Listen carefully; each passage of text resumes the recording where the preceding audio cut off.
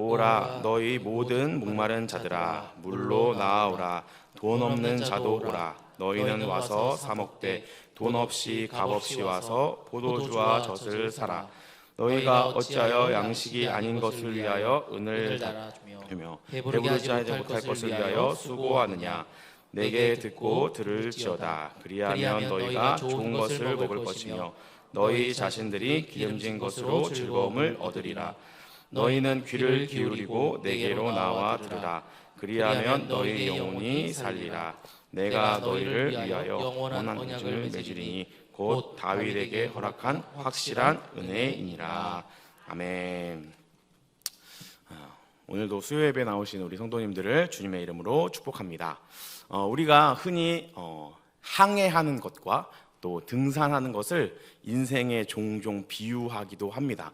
그리고 이제 여름 휴가를 맞이하여서 이제 우리 성도님들도 각자 산으로 바다로 휴가를 떠나실 텐데, 이 휴가 기간에 산에 오르시거나 혹은 이제 바다에서 물놀이를 하시면서 인생에 대해서 다시 한번 생각해 보시는 귀한 기간이 되셨으면 좋겠습니다. 우리가 배를 타고 바다로 나아가면 반드시 파도를 헤치고 나아가야 합니다. 이 세상에 파도가 없는 바다는 없습니다. 그리고 이 세상의 모든 인생 가운데 이런저러한 어려움의 파도들이 몰아치기도 합니다. 파도 없는 바다가 없듯이 어려움 없는 인생이란 이 세상에 존재하지 않습니다. 우리가 긴 항해를 하다 보면 잔잔한 파도를 만날 때도 있지만 큰 파도를 만나기도 합니다. 그리고 그 파도를 넘어설 때만이 배가 침몰하지 않고 후퇴하지 않고 앞으로 계속해서 전진해 나갈 수 있습니다. 우리가 살아가는 이 인생도 마찬가지입니다. 우리의 인생 가운데 여러 가지 크고 작은 어려움의 파도들이 우리 안에 몰아쳐 올 때 이것들을 우리가 이겨내고 극복하고 한 단계 나아가야만 우리의 인생이 성장할 수 있습니다. 그래서 우리가 그런 어려움들을 넘어갈 때 비교적 우리가 쉽게 넘어갈 수 있는 어려움도 있지만 때로는 심각한 어려움을 만나기도 합니다. 그러나 우리가 그런 인생의 어려움을 만났을 때 좌절하지 않고 극복할 수 있을 때에만 우리의 인생은 날마다 성장할 수가 있습니다. 그런데 이 항해에 있어서 파도를 이기는 것보다 더 중요한 것이 있습니다. 그것이 무엇이냐면 바로 목표 지점이 어디인지, 그리고 내가 목표 지점을 향해 가고 있는지 방향성을 확인하는 일입니다. 아무리 많은 파도들을 잘 이겨낸다 할지라도 내가 어디를 향해 가고 있는지, 그리고 내가 지금 가고 있는 그 방향이 내가 목표한 방향이 맞는지, 이것을 확인하지 않으면 우리는 망망대해에 이리저리 방황하다가 결국 연료가 떨어지면 다른 사람의 구조를 기다려야 하는 안타까운 상황이 올 수밖에 없습니다. 그래서 이러한 인생도 마찬가지입니다. 우리가 인생 가운데 찾아오는 어려움들을 아무리 지혜롭게 아주 놀라운 방법으로 잘 극복했다고 할지라도 우리의 인생의 목표가 무엇인지, 내가 그 인생의 목표를 향해서 잘 전진하고 있는지 점검하지 않는다면 우리는 이런저런 문제만 해결하다가 수명을 다해서 죽음을 맞게 되는 불쌍한 인생이 될 수밖에 없습니다. 그래서 오늘 하나님의 말씀을 통하여서 우리가 이 세상을 살아갈 때 우리의 인생의 목표 방향이 어디이고 그 길을 어떻게 가야 하는지 하나님의 말씀을 통해서 같이 나눠보고자 합니다. 그래서 오늘 우리가 함께 나눈 이사야서 55장의 말씀에 보면 우리 이사야 선지자가 이스라엘 백성들에게 양식이 아닌 것을 위하여 은을 달아주지 말고 배부르게 하지 못할 것을 위하여서 그것을 수고하지 말라라고 이야기하고 있습니다. 우리의 인생 가운데도 마찬가지입니다. 우리가 인생을 살아가다 보면 지금은 이걸 꼭 해야 돼. 이거 정도는 준비가 되어 있어야 안전한 노후, 평안하고 안정된 노후 생활을 보낼 수 있어라고 세상에서 이것 해야 된다 저것 해야 된다 우리에게 수많은 지침들과 안내들을 제공합니다. 그러나 우리 예수님 믿는 사람들은 그런 것에 휩쓸리는 것이 아니라 진짜 중요한 인생의 목표 지점이 어디인지를 분명히 해야 합니다. 그렇다면 우리는 무엇을 위해 살아야 하는 인생일까요? 우리는 우리를 창조하신 하나님을 위해 살아가는 인생들이어야 합니다. 시편 시편 127편 1절 2절 말씀에 보면 우리 같이 한번 읽어보도록 하겠습니다. 시작. 여호와께서 집을 세우지 아니하시면 수고하는 자의 수고가 헛되며 여호와께서 성을 지키지 아니하시면 바수꾼의 깨어있음이 헛되도다. 너희가 일찍이 일어나고 늦게 누우며 수고의 떡을 먹음이 헛되도다. 그러므로 여호와께서 그의 사랑하시는 자에게 잠을 주시는도다. 아멘. 여기 이 시편 말씀에서 강조하고 있는 것은 무엇이냐면 하나님이 사랑하는 자에게만 잠을 허락하신다라고 이야기하고 있습니다. 이 말이 무엇이냐면 우리 다 하나님의 사랑을 받는 자들이니까 이제 이 설교 시간에 꿀잠을 이렇게 주무시면 됩니다라고 말하려는 것이 아니라 이 하나님의 뜻 안에 있는 사람만 두 다리 쫙 뻗고 잘 수 있다라는 것입니다. 이 세상을 살아가다 보면 그리고 또 요즘 제가 자영업이나 이런 것들이 관심이 있어서 좀 살펴보니까 장사가 잘 되는 사장님들도 늘 불안과 걱정이 있다고 합니다. 오늘은 이만큼 장사가 잘 되는데 과연 내일도 이만큼 매출이 나올 수 있을까라는 것이 늘 불안하고 마음의 한 구석에 이 불안함으로 자리한다고 합니다. 우리의 인생들도 마찬가지입니다. 우리 동관교회 성도님들 중에서는 내가 이제 이만큼 재산을 축적해 놨으니까 나뿐만 아니라 내 자녀와 손자 한 3대 정도는 그냥 아무것도 안 하고 놀고 먹어도 되겠다라는 정도로 재산을 쌓아 놓으신 분들이 계신가요? 아마 없을 것입니다. 그리고 나는 지금까지 많은 것들을 다 이루었기 때문에 이제 우리 가족들은 한 1년 정도는 아무것도 안 하고 해외여행으로 한 1년간 유럽 투어를 하고 와도 아무런 경제적인 어려움이 없을 거야 라는 사람이 혹시 계신가요? 아마 없으실 것입니다. 그럼 이 말씀에서 우리가 눈여겨봐야 하는 것은 무엇이냐면 정말로 안심하고 마음의 평온함을 누릴 수 있는 사람은 하나님의 사랑을 받은 자, 즉 하나님의 말씀을 지키면서 하나님 안에 거하는 자만이 진정한 평안을 누릴 수 있다라는 것입니다. 그렇기 때문에 우리가 얼마나 열심히 살고 있는가, 우리가 문제를 만났을 때 얼마나 지혜롭게 그 문제들을 해결했는가, 얼마나 내가 능력이 있어서 문제들을 다 감당해낼 수 있는가, 이것이 중요하기 이전에 우리가 과연 무엇을 위해 살고 있고 그 무엇을 향하여서 어떻게 나아가고 있는지를 늘 점검해야 합니다. 그래서 우리가 먼저 우리의 인생의 방향성을 설정하기에 앞서서 가장 먼저 알아야 할 것은 우리는 우리를 창조하신 하나님을 위해 살아가는 사람들이다라는 사실입니다. 성경은 우리는 이 땅에 우연히 태어난 존재들이 아니라 하나님이 창조한 생명이다라는 사실을 가르쳐주고 있습니다. 우리 이사야 44장 24절과 또 시편 말씀을 같이 한번 읽어보도록 하겠습니다. 우리 2절 말씀인데요, 같이 한번 읽어보겠습니다. 시작. 내 구속자여 모태에서 너를 지은 나 여호와가 이같이 말하노라. 만물을 지은 여호와라. 홀로 하늘을 폈으며 나와 함께 한 자 없이 땅을 펼쳤고. 우리 시편 139편 14절 말씀도 같이 읽어보겠습니다. 시작. 내가 주께 감사하옴은 나를 지으심이 기묘함이라. 주께서 하시는 일이 기이함을 내 영혼이 잘 아나이다. 아멘. 성경은 우리에게 하나님께서 우리를 만드셨는데 그냥 대충 그냥 이렇게 대충 빚은 것이 아니라 심혈을 기울여서 매우 신묘막직하게 기묘하게 지으셨다라고 하나님의 솜씨를 우리에게 소개해주고 있습니다. 하나님께서 우리를 심혈을 기울여서 만드셨다라는 것은 무엇을 의미하는 것일까요? 우리가 이 세상을 살아가다가 무언가를 만들 때가 있습니다. 아무 생각 없이 물건을 만들 때는 그러나 없습니다. 심심해서 그냥 아무거나 만들어 보더라도 그 만들어진 물건에는 그 당시에 나의 심심함을 극복하기 위한 목적이 담겨져 있습니다. 그렇기 때문에 우리가 이 세상에 만들어진 물건들은 모두 존재하는 목적이 있듯이 우리도 하나님이 만드셨다면 하나님이 목적하는 바가 있다라는 것입니다. 더더욱이 하나님께서 우리를 그냥 만드신 것이 아니라 심혈을 기울여서 심지어 하나님의 형상으로 우리를 만드셨다라는 것은 하나님께서 우리를 만드신 데에는 분명한 하나님의 목적이 있다라는 것입니다. 그래서 하나님께서는 우리가 하나님께 복종하고 이 땅 가운데서 나를 통해 하나님께서 하시고자 하는 목표가 있다라는 것을 우리는 분명히 기억해야 합니다.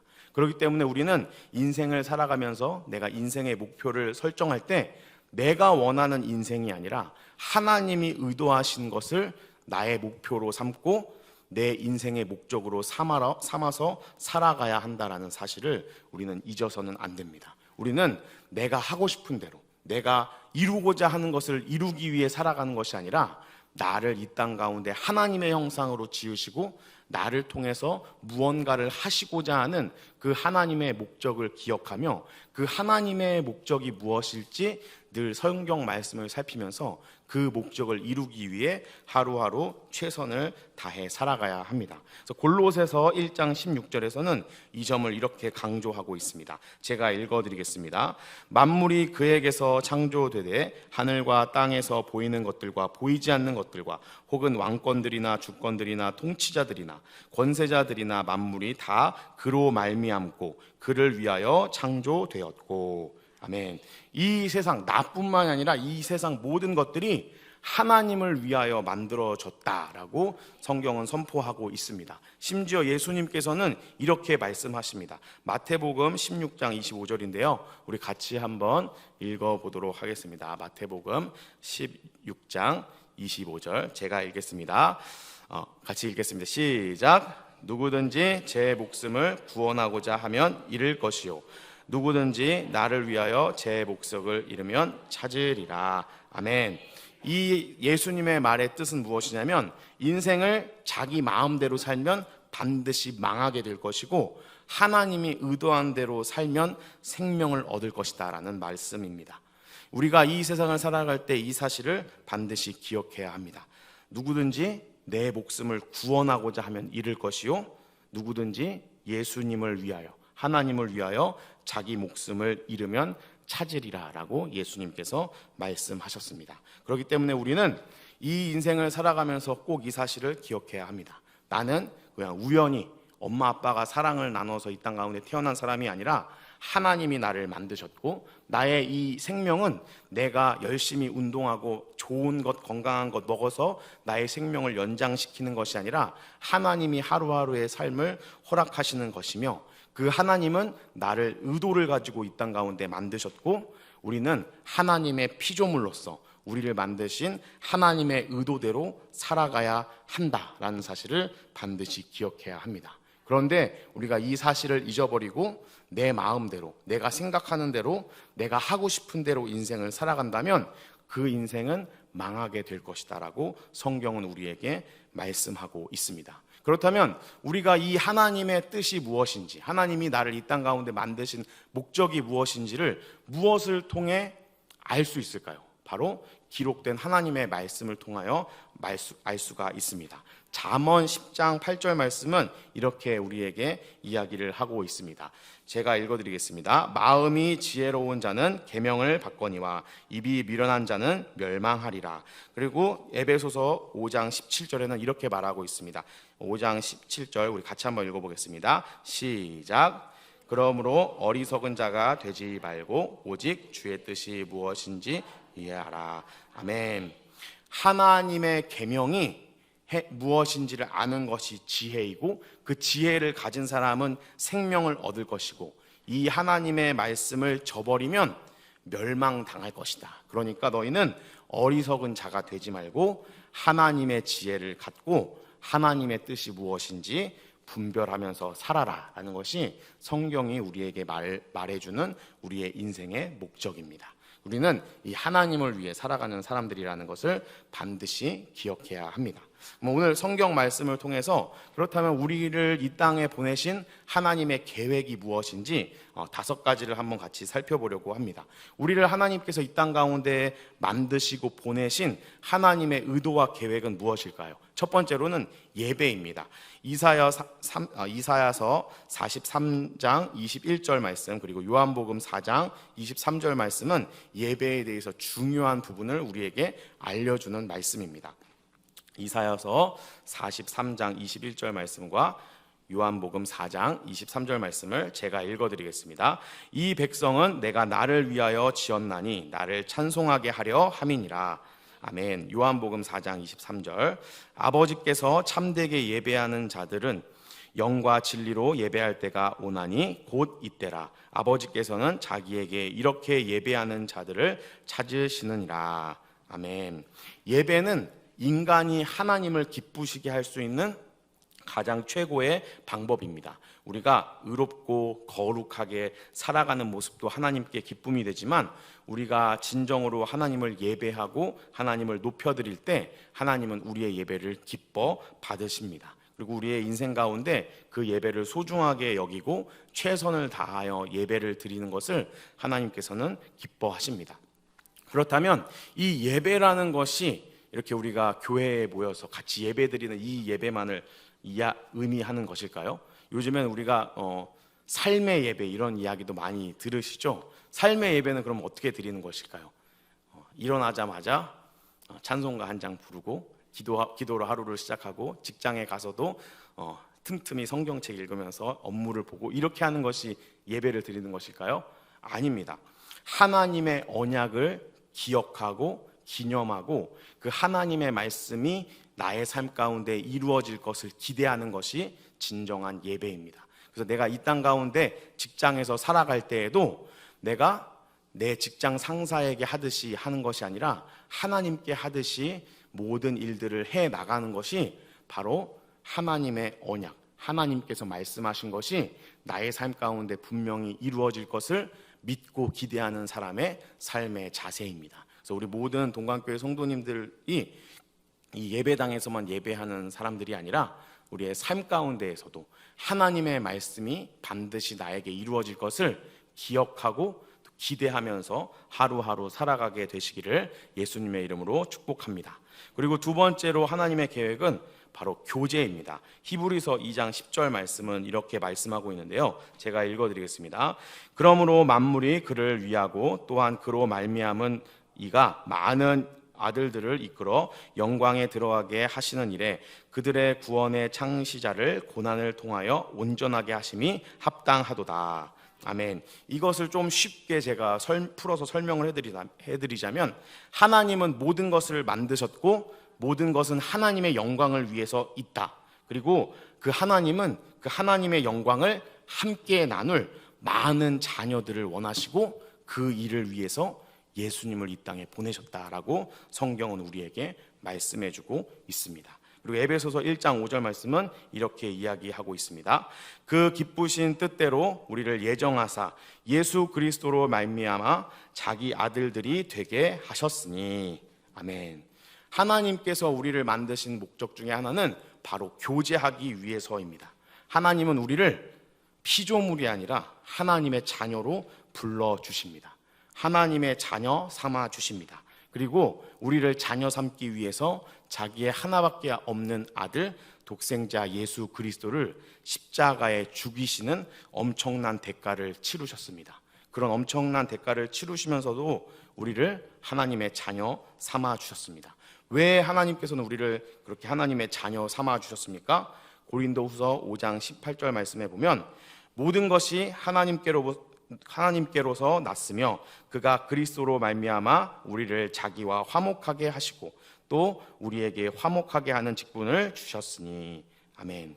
하나님은 우리와 화해하고 싶으시기 때문에, 죄로 인하여서 하나님과의 관계를 깬 우리를 하나님은 용서하고 다시 품어주기 원하시기 때문에 예수님을 통하여 우리를 화목하게 하셨습니다. 우리와 교제하기 원하십니다. 그래서 하나님께서는 우리가 하나님과 피조물의 관계를 넘어서, 종과 주인의 관계를 넘어서 한 가족이 되는 놀라운 은혜를 우리에게 허락해 주십니다. 그 일을 위하여서 화목하게 하시기 위해서 하나밖에 없는 아들 예수 그리스도를 이 땅 가운데 보내주셨습니다. 그런 사랑을 받고 하나님과 화목하게 되는 우리는 하나님과만 화목할 것이 아니라 우리 서로 역시 화목하게 살아가야 합니다. 그 일을 위해서 예수님이 이 땅 가운데에서 승천하실 때 성령을 보내시고 교회를 이 땅 가운데 세워주신 것입니다. 그래서 우리는 교회 안에서 하나님과 교제하고 이웃과 교제하며 화목을 이루며 살아가야 합니다. 사도 바울은 이 교제의 삶을 인간의 몸에 대해서 비유하였습니다. 예수님이 머리가 되시고 우리 모든 성도들은 그 몸의 지체가 된다라고 사도 바울은 이야기하고 있습니다. 몸의 어떠한 부분도 머리를 떠나서는 살 수 없듯이 우리가 이 교회라는 하나님께서 만드신 공동체를 통하여서 이 교제와 화목하게 하는 삶을 살아가야 합니다. 그렇기 때문에 교회를 떠나서는 진정한 의미로 진정한 신앙생활을 할 수가 없습니다. 우리는 그 하나님께서 보내주신 이 교회에 소속이 되어서 공동체로서 늘 화목하게 하는 이 일을 하나님과 화목하며 내 이웃, 내 주변 사람들과 화목하며 살아가야 합니다. 세 번째로 하나님께서 우리를 향하여 갖고 계신 계획은 성장입니다. 성장이라는 것은 예수님을 닮아가는 것입니다. 왜냐하면 우리는 신체적으로는 20세가 지나면 성장이 아니라 노화가 시작된다고 과학적으로 이야기를 합니다. 여기 중에서 20살이 안 되신 분들이 몇 분 안 계시죠? 다 우리는 성장하는 것이 아니라 이제 함께 늙어가는 처지라는 것을 기억해야 합니다. 그렇기 때문에 하나님께서 우리가 성장하기 원하신다라는 것은 무엇이냐면 예수님을 닮아가기 원하신다라는 것입니다. 로마서 8장 29절 말씀인데요. 우리 같이 한번 읽어보겠습니다. 시작. 하나님이 미리 아신 자들을 또한 그의 아들의 형상을 본받게 하기 위하여 미리 정하셨으니 이는 그로 많은 형제 중에 맏아들이 되게 하려 하심이니라. 아멘. 하나님께서는 우리가 맏아들, 우리의 장남이 되시는 예수님을 닮아가는 모습을 보고 싶어 하십니다. 그래서 사도 바울은 에베소서 4장 13절에 이렇게 이야기합니다. 우리가 다 하나님의 아들을 믿는 것과 아는 일에 하나가 되어 온전한 사람을 이루어 그리스도의 장성한 분량에 충만한 데까지 이르리니. 아멘.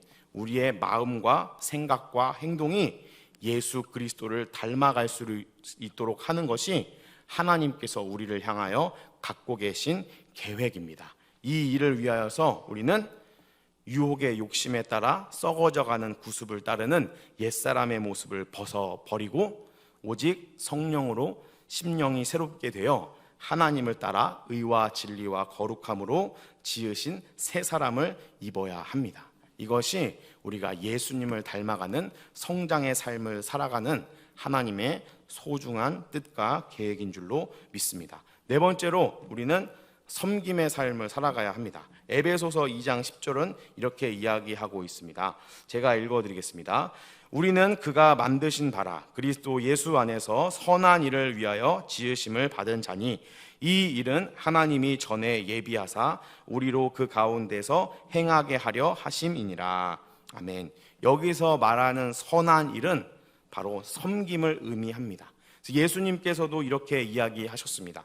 마태복음 20장 28절에 보면 인자가 온 것은 섬김을 받으려 함이 아니라 도리어 섬기려 하고 자기 목숨을 많은 사람의 대속물로 주려 함이다 라고 예수님께서 이야기하고 계십니다. 예수님의 인생에 대표적인 특징이 있다면 바로 섬김의 삶입니다. 그래서 예수님께서는 십자가를 지기 전에 제자들의 발을 닦는, 선생된 예수님이 제자들의 발을 닦는 섬김의 모습을 보여주셨습니다. 그래서 그것을 이해하지 못하는 이 제자들에게 너희가 지금은 모르지만 나중에 내가 왜 이렇게 하는지를 알게 될 것이다 라고 이야기하고 계십니다. 사랑하는 우리 동관교회 성도 여러분, 하나님은 예수님처럼 신이신 그분이 인간의 몸으로 인간을 섬기러 인간의 대속제물이 되려고 이 땅에 오신 것처럼 우리도 하나님의 자녀이지만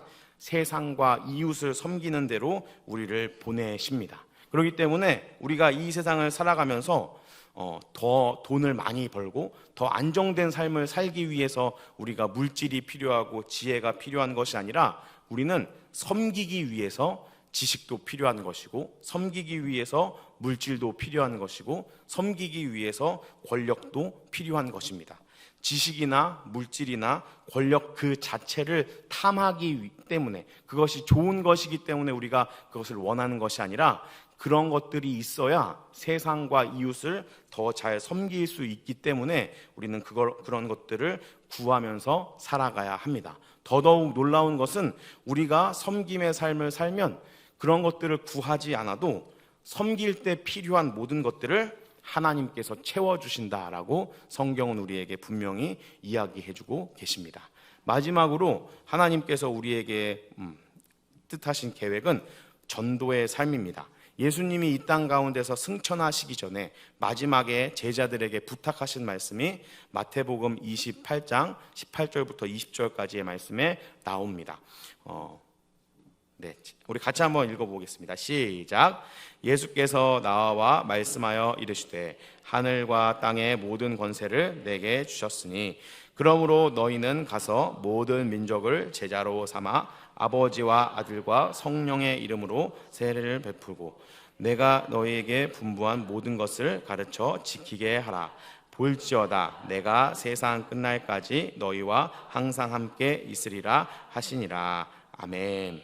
이것은 지상 대명령이라고도 알려진 예수님께서 제자들에게 마지막으로 부탁하신 명령의 말씀입니다. 그래서 이걸 가지고 우리 땅끝 전도대에서 맨날 엔딩 찬양으로 하는 가서 제자 삼으라라는 찬양도 있는 것처럼 우리는 전도해야 합니다. 이 예수님의 도를 따라가는 사람들이 이 땅에 더 많아지도록 예수님께서 말씀하신 대로 모든 민족을 가르쳐서 제자로 삼아야 하고 세례를 베풀어야 합니다. 예수님께서 마지막으로 부활하신 예수님이 제자들에게 말씀하신 것 역시도 너희에게 평강이 있을지어다 아버지께서 나를 보내신 것처럼 나도 너희를 보내노라 라고 말씀하고 계십니다. 사랑하는 우리 동강교회 성도 여러분, 우리의 이 인생 가운데 전도는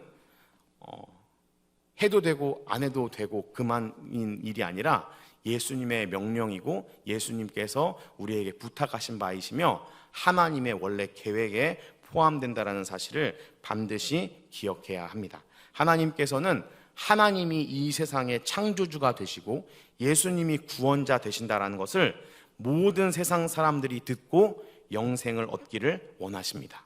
이 세상의 역사는 언젠간 반드시 끝날 것입니다. 이 세상의 모든 것들은 언젠간 다 없어지고 예수님께서 다시 오실 때 새 하늘과 새 땅이 이 땅 가운데 임할 것입니다. 근데 그 예수님께서 이 땅 가운데 오셔서 새 하늘과 새 땅이 이루어지는 것은 이 세상 가운데에 예수님을 아는 복음의 전파가 있은 후에 하나님께서 구원받은 백성들로 하여금 이 사명을 감당하게 하신 후에 일어날 것이다라고 성경은 우리에게 알려주고 있습니다. 그래서 우리가 이 하나님의 계획 안에서 살아가는 귀한 인생들이 되셨으면 좋겠습니다. 말씀을 정리하겠습니다. 사도 바울은 로마서 12장 2절에 이렇게 말씀하고 있습니다. 제가 읽어드리겠습니다. 너희는 이 세대를 본받지 말고 오직 마음을 새롭게 함으로 변화를 받아 하나님의 선하시고 기뻐하시고 온전하신 뜻이 무엇인지 분별하도록 하라. 아멘. 내가 추측하는 인생, 또 세상에서 말하는 인생을 살아서는 안 됩니다. 그런 인생은 반드시 망하게 됩니다.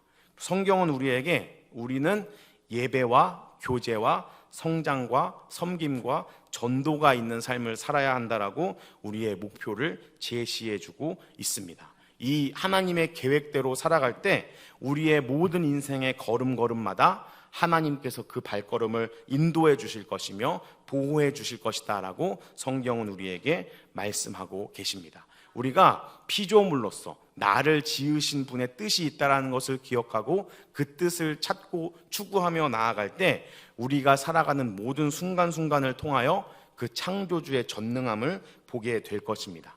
이 세상을 살아갈 때 물질과 출세와 명예를 추구하며 살아간다면 우리는 그것들의 노예가 될 수밖에 없습니다. 그러나 우리가 하나님의 계획을 추구하며 살아가면 우리의 모든 순간순간마다 하나님이 필요한 모든 것들을 채워주시는 놀라운 은혜를 경험하게 될 줄로 믿습니다. 예수님께서 우리에게 분명히 약속해 주셨기 때문입니다.